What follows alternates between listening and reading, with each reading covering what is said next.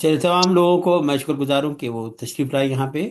آج ہماری جو تقریب ہے اس کے دو موضوعات ہیں، ایک تو ذوالفقار علی بخاری صاحب جنہیں ہم عرف عام میں زیڈ بخاری کہتے ہیں، اور دوسرے کے آصف صاحب جو کہ مشہور پروڈیوسر ڈائریکٹر تھے انڈیا میں۔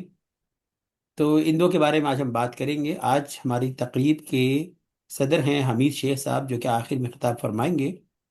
جس ترتیب سے لوگ ہمارے ساتھ جڑے ہیں اسی ترتیب سے میں ان کو خطاب کرنے کی دعوت دوں گا۔ سب سے پہلے میں نمیر خان صاحب یا نصیر خان صاحب جو بھی ان میں سے بات کرنا چاہتے ہیں، اپنے آپ کو انمیوٹ کر لیں اور بات کر لیں۔ باقی لوگوں سے گزارش ہے کہ اپنے آپ کو میوٹ پر رکھیں۔ نمیر خان صاحب یا نصیر خان صاحب، کسی کے بارے میں بات کر سکتے ہیں آپ، یا تو زیڈ بخاری کے بارے میں یا کہ آصف کے بارے میں یا دونوں کے بارے میں۔ ہم لوگ سننے والوں میں سے ہیں، تو ول پاس دا بٹان ٹو دا نیکسٹ ون، دوسرے جو بھی ہمارے بعد۔ اچھا، بہت شکریہ۔ چلیے شکریہ بہت بہت۔ تو میں پھر گزارش کرتا ہوں جناب بشیر احمد صاحب سے، اگر آپ کچھ بات کرنا چاہتے ہیں۔ آپ مجھے بتا رہے ہیں کہ بس کافی اینیکڈوٹس بھی ہیں بات کرنے کے لیے۔ اپنے آپ کو انمیوٹ کر لیں اور بات کر لیں بشیر صاحب۔ جی السلام علیکم۔ وعلیکم السلام ورحمۃ اللہ۔ تو سب دوستوں کی سلام۔ اور یہ جو ٹاپک آپ نے سنا ہے زیڈ بخاری صاحب کا، مجھے ان کی شخصیت، میں نے کئی ان کے بارے میں بہت سے لوگوں جب ذکر کرتے تھے، ایک نسیم صاحب کی کتاب میں تھا ان کی بھی، اور شاید شاہد احمد دہلوی، اور بہت سی کتابوں سے، اور ان کی خود کتابوں سے کچھ مجھے یاد ہے ان کے بارے میں۔ تو وہی سناؤں گا، دو تین باتیں بڑی اچھی۔ ایک تو یہ بخاری صاحب بڑے اچھے اردو داں تھے، اردو سنا، ان کی تلفظ پہ بڑا دھیان دیتے تھے۔ ریڈیو پاکستان سے اگر وہاں ہو تو وہ سنتے رہتے تھے کہ کون شاعر یا کون اناؤنسر کیسی بات کر رہا ہے، اور گھر میں بھی اگر ہوتے تو زبر زیر کا بھی فرق ہوتا تو وہ بتاتے تھے وہاں سے کہ یہ ہے، یہ صحیح ہے۔ اور انہوں نے ریڈیو پاکستان میں بڑے بڑے فنکاروں کو بلایا، اور بہت سے کو بلایا، مگر ذرا وہ خود پسند تھے، وہ جو کہتے تھے دوسروں کو ماننا پڑتا تھا۔ بعض لوگ اگر کوئی چیز ذرا سے ان کے مرضی کے خلاف ہوتی تو مشکل میں رہتے تھے۔ جیسا بڑے غلام علی صاحب آئے تھے، اب بلایا شاید انہوں نے تھا یا کسی نے تھا، وہ آ کے لالو کھیت کراچی کے ایک صبر سمجھے چھوٹے سے جو اب مڈل کلاس کا جگہ تھی، وہاں رہتے تھے۔ اور پھر یہاں غلام علی صاحب ریڈیو پاکستان جاتے تھے، بخاری صاحب بھی تھے، بس کسی بات پہ بخاری صاحب کو شاید وہ پسند نہیں آیا، کیا ہوا، اور پھر وہ واپس ہندوستان چلے گئے، بڑے غلام علی صاحب، اور وہاں پھر نہرو نے ان کو وہ کیا۔ اور بھی ان کی بہت سی باتیں، ان کی کتاب جو، اور شام غریبہ بھی بڑی اچھا پڑھتے تھے وہ، بڑے اچھے، ان کی زبان میں اور ساؤنڈ، آواز میں بڑا اثر ہوتا تھا۔ اور جناب اور انیکڈوٹل یہ ہے کہ اپنے جو ان کے پاس ملازمین تھے یا جو آتے تھے، چاہے وہ طبلہ نواز ہوں، چاہے وہ قرآن شریف کی تفسیر پڑھنے آتے تھے، قرأت پڑھنے آتے تھے، ان کی سب کی عزت کرتے تھے۔ تو ایک قصہ میں نے پڑھا ہے، آپ اس کو اس کی بتائیے صحیح ہے یا غلط ہے، کہ وہ ایک بخاری صاحب نے ایک مرتبہ، وہ کوئی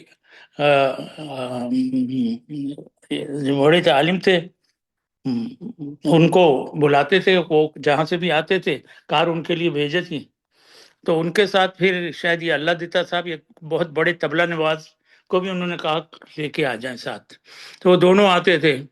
تو وہ جو صاحب تھے، جو مذہبی عالم تھے، ان کو ذرا اعتراض ہو ظاہر ہے، تو انہوں نے کسی گورنمنٹ آفیشیل سے شکایت کی کہ بخاری صاحب ایسے کر رہے ہیں، ان کو کہیں کہ ذرا منع کر دیں۔ تو وہ آفیشیل نے بخاری صاحب کو فون کیا، فون کر کے کہا آپ نے ایسا کیوں کیا، آپ ان سے معافی مانگ لیں۔ تو ٹھیک ہے، یہ بات آئی گئی ہوگی، پھر تھوڑے دن میں جب وہ آفیشیل نے بخاری صاحب کو فون کیا کہ آپ نے معذرت کر لی، تو بخاری صاحب نے کہا کہ ہاں میں نے اللہ دیتا صاحب جو طبلہ نواز ہے ان سے معذرت کر لی تھی۔ تو یہ ایک ان کی باتیں یہ یاد ہیں۔ اور بڑے ایکٹیو تھے، رات بھر وہ لوگوں کو لے آتے تھے، چھوڑتے تھے، دوستوں سے باتیں کرتے تھے، کبھی ایئرپورٹ سے لے آنا، صبح 3-4 بجے جا کے سوتے اور 7-8 بجے پھر آ جاتے آفس میں، بڑے اور گھر میں بھی کافی مہمان نواز تھے، اور یہ خیال کرتے تھے شراب وغیرہ سامنے رکھ دیتے تھے، اور یہ تھا ان کو خیال کہ کوئی ان کے آنے سے پہلے نہ پیے. وہ کہتے تھے ان کی لوگوں کی شرافت کا میں اندازہ اس طرح کرتا ہوں کہ وہ میرے آنے سے پہلے شروع نہ ہو جائے. تو یہ بھی ان کی بات تھی بڑی. ایک اور میں نے سنا تھا کہ ہمارے جوش صاحب نے ایک مرتبہ ان کے گھر گئے، جوش صاحب کے گھر بخاری صاحب آئے، تو جوش صاحب نے ان کی شراب خود ہی پیتے رہے اور ان کو پوچھا نہیں. تو دوسرے تیسرے دن بخاری صاحب نے خود بلایا اور پوری دنیا بھر کی اچھی اچھی شرابیں منگائی گھر میں، اور پھر ان کو پیش کی، پھر خود بھی پیے. تو ان کو ذرا ایک نصیحت اس طرح کی. تو اور بھی اس طرح کی بہت سی باتیں ہیں. حمید نسیم صاحب نے ان کا بڑا اچھا ذکر کیا تھا، کچھ شکایتیں بھی کی. بس یہی میں کہہ سکتا ہوں. اس کو جو باقی سنوں گا اور میں لوگوں سے علم حاصل کروں گا. شکریہ بہت بہت. اب میں ملتمس جناب شیخ اعجاز صاحب سے، شیخ صاحب کوئی بات کرنا چاہتے ہیں آپ آج کے موضوع کے بارے میں؟ بھائی ہاں بہت کچھ کرنا چاہ رہا ہوں، لیکن اصل میں وجہ یہ ہے کہ اس دفعہ میں بالکل دیکھ نہیں پایا یا کوئی تیاری نہیں کی. بہرحال میں آج ہم سب جو ہم بھی اور طارق صاحب بھی اور اپنے جناب زیدی صاحب بھی، ہم سب تینوں بیٹھے ہوئے ہیں. تو یہی تھا کہ جی آج ہم سنیں گے صرف. تو میں اتنا بتا دوں کہ زید بخاری صاحب ہم مشہور تھے پاکستان میں، اور ان کے متعلق تو بے شمار کہانیاں کہہ لیجئے. ابھی جیسے ڈاکٹر بشیر صاحب نے بتایا کہ کچھ ان کے اردو ان کی زبردست تھی. اردو کے ساتھ ساتھ کہتے ہیں انگلش بھی ان کی زبردست تھی. کئی لوگ انگریز لوگ ان کو دیکھتے تھے کہ یہ کیا زبردست طریقے پر انگلش بولتے ہیں.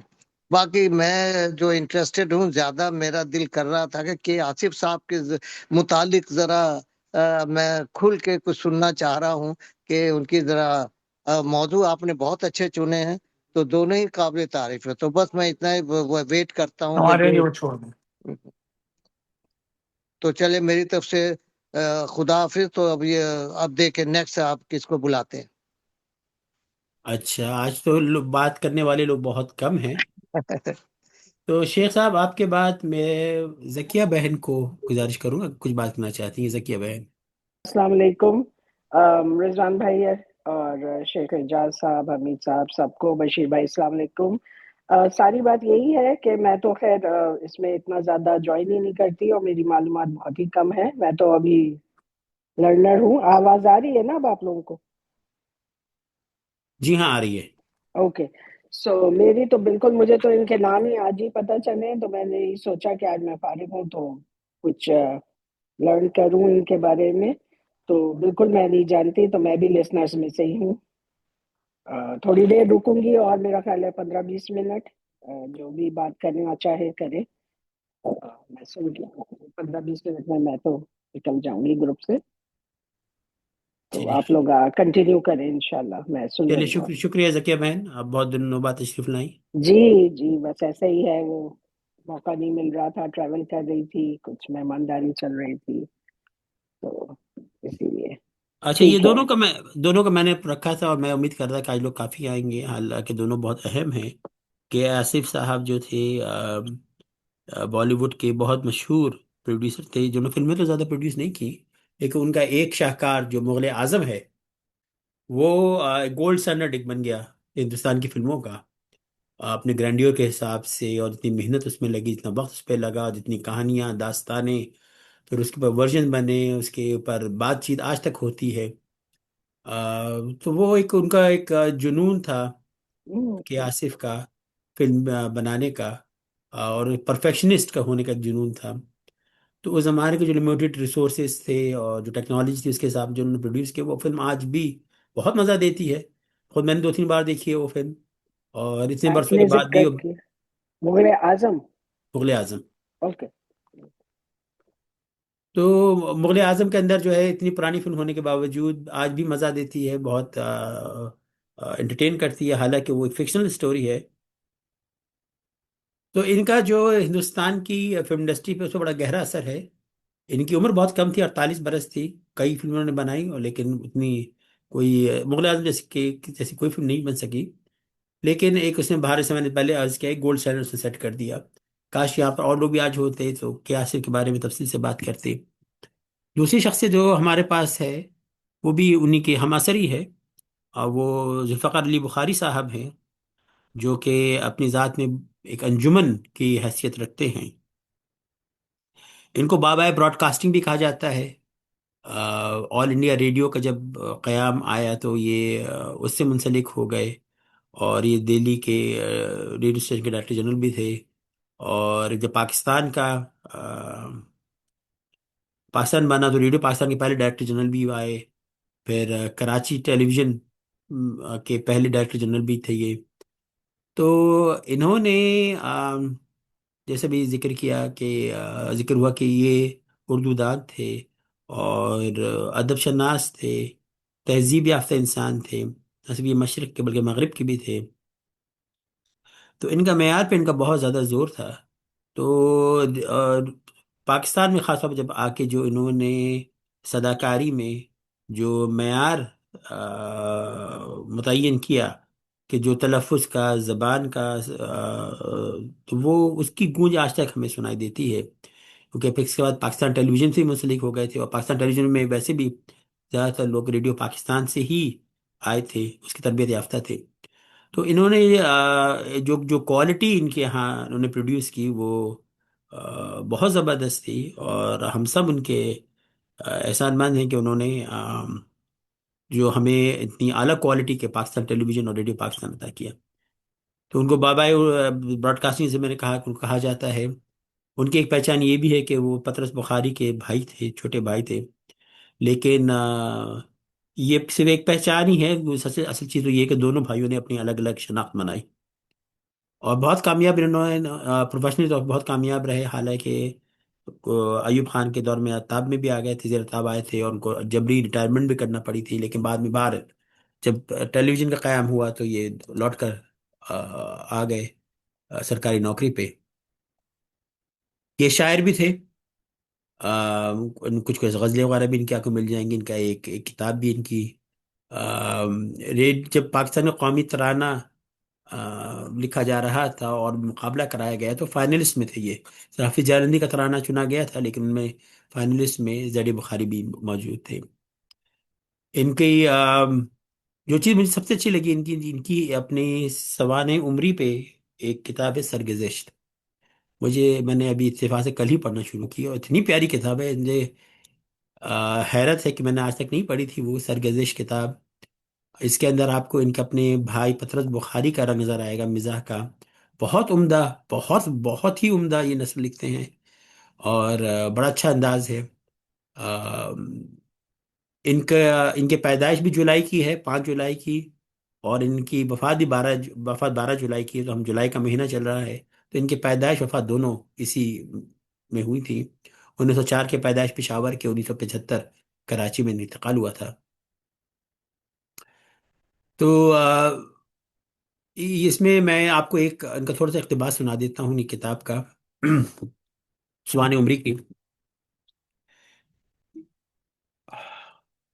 یہ زمانہ 1925 کا تھا۔ میں نے دل میں سوچا انگریز کا نقل خط آیا ہے۔ اچھا ہوا یہ تھا کہ اس کا پس منظر یہ تھا کہ شملہ میں ایک نوکری کے لیے اپلائی کیا تھا، ان کو نوکری کے لیے ان کو ایکسیپٹ بھی کر لیا گیا تھا، اور ان کو یہ نہیں پتا تھا کہ نوکری ہے کس چیز کی، ان کو ایک کسی پوسٹ آفس باکس پہ ان کو اپنا سی وی وغیرہ بھیجنا تھا۔ تو یہ زمانہ 1925 کا تھا۔ میں نے دل میں سوچا انگریز کرنل کا خط آیا ہے، army headquarter general staff میں ملازمت ہے، عہدے کا نام ممبر بورڈ آف ایگزامنر ہے، ریل کا فوجی پاس ملا ہے، لہذا کچھ نہ کچھ انگریزی ٹھاٹ ضرور کرنا چاہیے۔ اور تو کچھ نہ سوجھا، پشاور کے صدر بازار میں گیا، اور وہاں سے 8-10 آنے میں ایک کباڑی کی دکان سے انگریزی ہیٹ خرید لی، اور سامان میں سب کپڑوں کو نیچے رکھ دی تاکہ والد صاحب کو پتہ نہ چلے کہ میاں ہیٹ پہننے والے ہیں۔ جب گاڑی لاہور سے آگے نکل گئی تو میں نے کہا کہ بس یہیں سے انگریزی ٹھاٹ شروع کر دینا چاہیے۔ لاہور تک تو جاننے پہچاننے والے بہت تھے، لاہور سے آگے مجھے کون جانتا ہے، اور کون کہے گا کہ دیکھو پیر سید اسد اللہ شاہ بخاری کا بیٹا ہیٹ پہنے پھرتا ہے، یہ تو اجنبی دیار ہے، یہاں جو جی چاہے کرو۔ چنانچہ میں نے امامہ ڈھیلا جامہ ٹرنک میں بند کیا اور +4 اور ہیٹ پہن کر انگریزوں کی طرح سفر کرنا شروع کر دیا۔ کباڑی کی دکان سے خریدا ہوا پائپ میرے منہ میں اس انداز سے لٹک رہا تھا کہ شرلک ہومز بھی رش کرے۔ اس ہیت کزائی کے ساتھ لازم آیا کہ اردو کو خیر آباد کہہ کر انگریزی بولوں اور بجائے بند کباب کھانے کے ریفریشمنٹ روم میں جا کر ولایتی کھانا کھاؤں۔ امبالے کے اسٹیشن پر گاڑی ٹھہری تو جہاں اور انگریز صاحبان ریفریشمنٹ روم میں گئے، وہاں میں بھی گٹ پٹ کرتا ہوا ایک میز پر براجمان ہو گیا۔ ساری عمر چھری کانٹے سے کھانے کا اتفاق نہ ہوا تھا۔ سمجھ میں نہ آیا کہ اس منزل سے کیسے گزروں گا۔ اتنے میں بیرا سوپ یعنی شوربے کے رکابی میرے سامنے رکھ گیا۔ میں نے کنکھیوں سے دائیں بائیں دیکھا اور جی میں کہا کہ جو نیت امام کی وہ نیت ہماری، جس طرح یہ لوگ کھاتے ہیں تم بھی کھاؤ۔ چنانچہ اوروں کی طرح سوپ زہر مار کیا، مچھلی حلق سے اتاری، گوشت منہ میں ٹھوسا، ساگو دانے کی لئی کھائی، کڑوی زہر کافی پی۔ بیرے نے کہا 3 روپے 8 آنے۔ میں انگریز تو بن چکا تھا، منہ ٹیڑھا کر کے انگریزی میں کہا بل لاؤ، ہم اردو نہیں جانتے۔ بیرا چلا گیا۔ کوئی 4 قدم پر دوسرے بیرے نے اسے پوچھا ابے کہاں جا رہا ہے؟ وہ بولا بل لینے جا رہا ہوں، سالہ اردو نہیں سمجھتا۔ میں نے بل ادا کیا، سیدھا گاڑی میں آیا، ہیٹ کھڑکی سے باہر پھینک دی، ٹرنک سے پگڑی نکال کر سر پر باندھ لی۔ وہ وقت اور یہ وقت پھر کبھی ہیٹ نہیں پہنی۔ تو یہ ان کا اقتباس ہے۔ اب ہمیں سب اب ٹائم ہے تو میں ایک اور اقتباس سنا دوں کیونکہ لوگ کم ہیں۔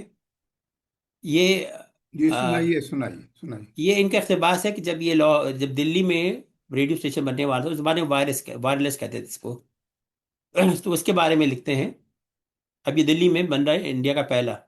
ہم لوگوں کو زیادہ پتہ بھی نہیں کیا چیز ہے یہ۔ میرا خیال تھا کہ جب اس بات کا شہرا چوڑی میں پہنچے گا کہ دہلی میں ریڈیو اسٹیشن کھل رہا ہے اور موسیقاروں کو اجرت پر پروگرام ملیں گے، تو میرے دفتر کے سامنے گانے والوں کی اور گانے والیوں کے ٹھٹ لگ جائیں گے۔ مگر واہ رے دلی، ہر طرف سے یہی جواب ملتا کہ تم ہوتے کون ہو ہمارا امتحان لینے والے؟ مجرے سے پہلے ہمارا گانا سننا چاہتے ہو تو ہمارے کوٹھے پر آؤ اور شریفوں میں بیٹھ کر ہمارا مجرا سنو۔ گانا پسند آئے تو استاد جی سے بات کرو، مجرے کی رقم ٹھہرا کر سائی دے جاؤ، ہم جس دن کہو گے ڈولی میں بیٹھ کر تمہارے یہاں آ جائیں گے۔ یہ تھی اس زمانے کی دلی اور یہ تھی اس دلی کی طوائفیں۔ ہائے دلی، جب گانے والیوں نے یہ تریا ہٹ دکھائی تو ہمیں ہار ماننی پڑی۔ نیازی نے کہا کہ بھیا اس کے بغیر چارہ نہیں کہ طوائفوں کے کوٹھے پر جا کر ان کا گانا سنا جائے اور ان سے بالمشافہ گفتگو کر کے پروگرام کی فیس مقرر کی جائے۔ میں نے کہا کسی نے دیکھ لیا تو؟ فرمایا رات کو چھپا کر جائیں گے۔ پھر آگے آپ کو میں کٹا بتا رہا ہوں چند۔ یہ ایک اختری بائی کے کوٹھے پہ پہنچتے ہیں یہ سب دوستوں بڑے ہی تردد کے ساتھ۔ تو وہاں پہ پھر یہ بیان کرتا ہے پہلا ایکسپیرینس ہے ان کا وہاں پہ کوٹھے پہ جانے کا۔ اختری نے پاندان کھولا، گلوریاں بنائی اور تھالی میں رکھ کر ہمیں پیش کی۔ مظفر نے نیازی کی طرف اور نیازی نے میری طرف دیکھا۔ مظفر نے چپکے سے میرے کان میں کہا 2 روپے پان کی تھالی میں رکھ دو۔ میری جیب میں 10 کا نوٹ تھا، میں نے وہی رکھ دیا۔ بعد میں معلوم ہوا کہ باقی 8 روپے واپس نہیں ملیں گے۔ ہم نے اختری سے پوچھا کیا کوئی اور بھی گانے والی ہے؟ کہا ساتھ کے کوٹھے پر درگا بائی گاتی ہے۔ ہم نے کہا یہیں بلا لو اسے۔ اختری بولی وہ یہاں کیوں آنے لگی؟ آپ ہی کو وہاں چلنا ہوگا۔ میں نے دل میں کہا کہ جیسی اختری ویسی درگا، جیسا ایک کوٹھا ویسا دوسرا، چلے چلتے ہیں، حرج ہی کیا ہے۔ مگر اختری سے کہا کہ تم ساتھ چلو۔ کچھ اصرار کے بعد اختری ہمارے ساتھ درگا کے کوٹھے پر جانے کے لیے تیار ہو گئی۔ جب وہ چلنے لگی تو ایک سازندے نے کہا چودھری کی بیٹی ہو، درگا کے استادوں کو نظر دینی ہوگی، 2-4 روپے ساتھ رکھ لو۔ اختری تنک کر بولی ارے واہ کیسی نظر، میں کون سے شریفوں کو اس کے کوٹھے پر لے جا رہی ہوں۔ یہ فکرے سن کر ہمارے چہرے تمتما اٹھے۔ اختری ہمارے تیور بھاگ گئی، لجا کر بولی برا نہ مانیے، ہمارے یہاں شریف ان کو کہتے ہیں جو دل بہلانے کے لیے گانا سننے آتے ہیں، آپ تو کاروباری آدمی ہیں۔ اختری اور درگا کے کوٹے پر جانے کی داستان اگلے دن شہر میں مشہور ہو گئی۔ خواجہ حسن نظامی نے مجھے چھپے رستم کا خطاب دیا، اکبر خان حیدری نے اپنی نوجوانی کے قصے سنا کر عبرت حاصل کرنے کی تلقین کی، سردار دیوان سنگھ مفتون نے تانا دیا کہ گرے بھی تو کہاں، دفتر والوں میں چیمی گوئیاں ہوئیں، دفتر کے ہوٹل میں چائے پینے جاؤں تو لوگ ایک دوسرے کے کان میں خسر پھسر کرنے لگے۔ غلطی دراصل میری تھی۔ میں شام کو تو اختری اور درگا کے کوٹے پر گیا اور اگلے روز دفتر میں آ کر بل پیش کر دیا کہ 10 روپے اختری کے ہاں پان کی تھالی میں رکھے اور 2 روپے درگا کے ہاں، یہ 12 روپے دلوا دیجیے۔ اس بل کی داستان سب دفتر نے پڑھی، دفتر سے اخباروں تک پہنچی اور اخباروں کی میزبانی سے میری اہلیہ تک۔ وہ بیچاری ابھی شملے میں ہی تھی، اخبار میں میرے کرتوت کی داستان پڑھی اور مجھے خط لکھا کہ بچوں کو لے کر پشاور جا رہی ہوں۔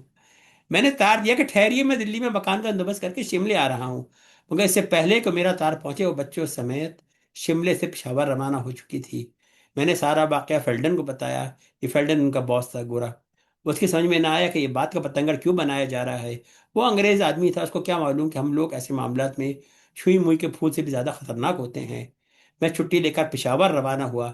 راستے میں خیال آیا کہ بھائی احمد شاہ سے ملتا چلوں، یعنی پطرس بخاری، بھائی احمد شاہ سے ملتا چلوں۔ لاہور اتر پڑا، گھر گیا تو بھابھی نے بہت لعنت ملامت کی اور کہا کہ عاقبت درکار ہے تو سیدھے پشاور جاؤ اور دلہن کو منا کر لاؤ۔ بھائی سے ملنا ہے تو مل لو، لیکن یہ بتا دوں کہ ان کے تیور بہت بگڑے ہوئے ہیں۔ بھائی جان اس پر کئی مرتبہ ہاتھ چھوڑ چکے تھے۔ میں نے خیریت اسی میں سمجھی کہ میں پشاور جاؤں اور واپسی پر بیوی بچوں کے ساتھ قدم بوسی کے لیے لاہور ٹھہروں۔ تو اس طرح کے بڑے دلچسپ ان کے واقعات ہیں، بہت ہی اچھی کتاب ہے، بہت اعلیٰ کتاب ہے، مجھے بڑا مزہ آ رہا ہے اس کو پڑھنے میں۔ میں نے کہا نا ابھی میں نے کل ہی سے شروع کی ہے، لیکن کاش اس کو میں مکمل پڑھ لیتا۔ آپ کے موقع رکھے تو ضرور پڑھے گا، سرگزشت کی کتاب ہے۔ تو یہ میری طرف سے ہے، حمید بھائی۔ میں کچھ بولوں ذرا سا، 1 منٹ؟ اب بہت حمید بھائی، شکریہ۔ ہاں حمید بھائی حمید کی بھائی میں اجازت کچھ سے۔ بولوں؟ ہاں جی اجازت جی دیجیے۔ جی جی جی صرف اتنی سی بات کہہ رہی ہوں کہ مجھے پطرس بخاری کا تو میں نے کچھ نہ کچھ پڑھا ہے، لیکن ان کا مجھے بالکل نہیں معلوم تھا کہ یہ انہی کے بھائی ہیں۔ اور جو اچھی باتیں جو میں نے سنی اور سمجھی کہ یہ پرفیکشنسٹ تھے اور اردو دان تھے، اور ان کی جو یہ آپ نے بتائی سرگزشت، یہ انشاءاللہ پڑھنے کی کوشش کرتی ہوں، شروع کرتی ہوں۔ اور کے آصف کے بارے میں یہ پتہ چل گیا کہ مغل اعظم ان کی بنائی ہوئی۔ تو بہت شکریہ اس نالج کا۔ تو کنٹینیو کریں حمید بھائی۔ جی جی، تو حمید بھائی ہاں آپ ہی رہ گئے ہیں، باقی تو سب بول چکے ہیں، جی اگر آپ کچھ بات کرنا چاہتے ہیں ابتدا جی، میں۔ سب سے پہلے تو میں معذرت، آواز آ رہی ہے میری؟ جی جی آ رہی ہے، جی، فرمائیے۔ سب سے پہلے تو معذرت چاہتا ہوں، میں تیاری نہیں کر سکا، کچھ زیادہ نہیں پڑھ سکا، پارشد میں نے دیکھا تو ہے، لیکن سب دوستوں کا شکریہ کہ اتنی اچھی جو ہے وہ کم لوگ آئے لیکن پھر بھی اچھی گفتگو ہوئی ہے۔ تو میں نے یہ دیکھا ہے کہ میں نے ان کی کچھ شاعری ریختہ سے دیکھی ہے، تو جتنا رضوان بھائی نے جو یہ سرگزشت میں سے اقتباسات پڑھے ہیں، مجھے لگتا ہے کہ ان کا نثر پہ جو ہے وہ جو ہے ان کا میدان جو ہے وہ نثری تھا۔ تو شاعری میں کوئی مجھے ایسی امپریسو بات تو نظر نہیں آئی جو جس سے کوئی پتہ چل سکے کہ انہوں نے کیا ان کا نقطہ نظر یا نقطہ فکر کیا تھا۔ بہرصورت میں ان کے کچھ شعر جو ہے وہ آپ کی خدمت میں جو ہے وہ پیش کرتا ہوں، تو اس سے اندازہ لگائیے۔ راس آنے لگی تھی تنہائی، راس آنے لگی تھی تنہائی، یاد محبوب تو کہاں آئی، یاد محبوب تو کہاں آئی، پھر اٹھاتا ہوں منت طفلاں، پھر اٹھاتا ہوں منت طفلاں، پھر ہے سودائے ننگ رسوائی۔ اس میں ترکیبیں بہت اچھی ہیں اور فارسی کا بھی اس میں استعمال ہے، تو اور چھوٹی بیر میں ہے، تو یہ دو غزلیں جو مجھے ان کی اچھی لگی ہیں، وہ ان میں سے میں نے یہ کچھ شعر دیکھے ہیں۔ پھر وہی کاروبار راز و نیاز، پھر وہی شوق خلوت آرائی، پھر وہی آستاں ہے اور میں ہوں، پھر وہی آستاں ہے اور میں ہوں، پھر وہی سر ہے اور جبیں سائی، پھر وہی صبح ہے اور عزم سفر، پھر وہی شام اور تنہائی۔ یہ مجھے شعر بہت اچھا لگا، پھر وہی صبح اور عزم سفر، پھر وہی شام اور تنہائی، دیکھ کر تجھ کو دیکھتا ہی رہا، دیکھ کر تجھ کو دیکھتا ہی رہا، ایک دیدار کا تمنائی، تیری خدمت میں نظر ہے یہ غزل، اے سراپا غزل کی رانائی۔ تو چھوٹی بیر میں ہے اور اچھی ہے، لیکن یہ جو ریختہ پہ ہیں وہ مجھے صرف تین چار ہی ملی ہیں ان کی آ، آ، آ، غزلیں، اور ایک اور جو ہے وہ میں نے دیکھی تھی، اب اگر مجھے ملتی ہے تو کہاں گئی، ہاں یہ دیکھیے کہ بسائی میں نے جو قلب حزیں میں، بسائی میں نے جو قلب حزیں میں، وہ دنیا کام آئی کار دیں میں، وہ دنیا کام آئی کار دیں میں، وہی ہے اصل میں جانے تمنا، جو حسرت ہے نگاہ واپسی میں، تیرے شوق سراپا کی کشش ہے، سمٹ آیا ہوں میں اپنی جبی میں۔ یہ شعر اچھا لگا مجھے، تیرے شوق سراپا کی کشش ہے، سمٹ آیا ہوں میں اپنی جبی میں، اے پیچ و تاب میں ہر موج، موج ساحل، وہ بے تابی ہے موج تہ نشیں میں، حقیقت ہے کہ تم، حقیقت ہے کہ ہو تم جانے خوبی۔ یہ شعر ملاحظہ فرمائیں کہ حقیقت ہے کہ ہو تم جانے خوبی، کہ خوبی ہے وطن کی سرزمی میں، محبت ہے کہ وہ عکس مسرت، اتر آیا میرے قلب حزیں میں، جنوں کے راج میں انصاف ہوگا، نہ ہوگا فرق جیب و آستین میں، بہت کچھ پاؤ گے دنیا میں پیارے، محبت پاؤ گے لیکن ہمیں میں، اور بخاری کی تڑپ حافظ کی مستی، بخاری کی تڑپ حافظ کی مستی، تمہارے نغمے وجد آفریں میں، تمہارے نغمے وجد آفریں میں۔ بس یہ کچھ شعر میں نے نوٹ کیے تھے، تو اس میں ان کی کچھ مجھے جو ہے اس میں ان کا تصوف سے تھوڑا بہت تعلق اور اس طرف رغبت بھی نظر آتی ہے، اور ظاہر ہے شاعری میں دنیا داری اور محبت کا سلسلہ تو چلتا ہی ہے بہر صورت۔ تو تمام دوستوں کا شکریہ، تو اسی پہ کسی صاحب نے بات میں کرنی ہے؟ کچھ بولوں گا کہ جی آصف، جی میں حمید صاحب آپ کی اجازت ہے کہ آصف پہ میں نے کچھ نہیں کہا تھا، جی میں جی سمجھتا کہ آصف کا پہلے ان پہ بخاری صاحب پہ ہو جائے گا، پھر کہ آصف پہ ہوگا، مگر ساتھ ساتھ چل رہا ہے۔ تو کہ آصف کے بارے میں کچھ باتیں مجھے پتہ لگی تھیں، ان کی مغل اعظم کی سرگزشت میں، ان کی سوانح حیات میں، اور کہ آصف کے بارے میں، تو وہ جی جی سوچتا ہوں بتائیے، جی شیئر جی کروں۔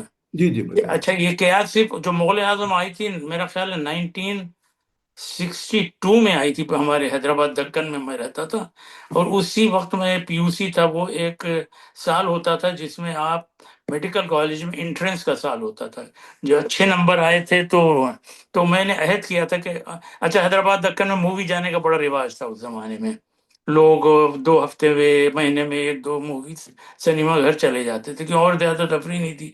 تو میں نے عہد کیا تھا کہ میں کوئی فلم ڈیورنگ یہ 1 سال نہیں جاؤں گا، پڑھتا رہوں گا، مگر چونکہ مغل اعظم آئی تھی، اتنا لوگ جا رہے تھے، میں نے وہ عہد اپنا توڑا اور صرف مغل اعظم دیکھی جا کے، بہت اچھی لگی، جیسے ابھی ہمارے ہمارے رضوان صاحب نے بتائی، تو بہت ہی اچھی لگی۔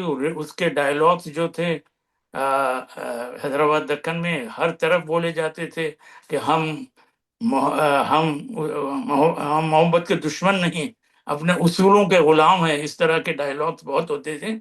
اور دوسری بات کہ آصف صاحب نے جو ایک مجھے ان کی بات بڑی اچھی لگی کہ انہوں نے جب فلم کے اشتہار آ رہے تھے تو پرتھوی راج کا پہلے نام لکھا، دلیپ کمار کا، پھر مدھو بالا کا، تو دلیپ کمار اور مدھو بالا دونوں، دلیپ کمار صاحب نے کہا کہ نہیں، میرا پہلے نام لکھا جائے، کہ ایکٹرس میں میرا ودیو کمار اور اس کے بعد پرتھی ہیں، تو کے آصف صاحب نے انکار کیا کہ نہیں، اور پرتھی راج نے کہا لکھ دو، کوئی بات نہیں، میرا نام بعد میں لکھ دو، تو انہوں نے کہا میں نہیں، یہ کہانی سلیم کی نہیں ہے، یہ کہانی اکبر بادشاہ کی کہانی ہے، اسی لیے آپ کا نام پہلے آئے گا۔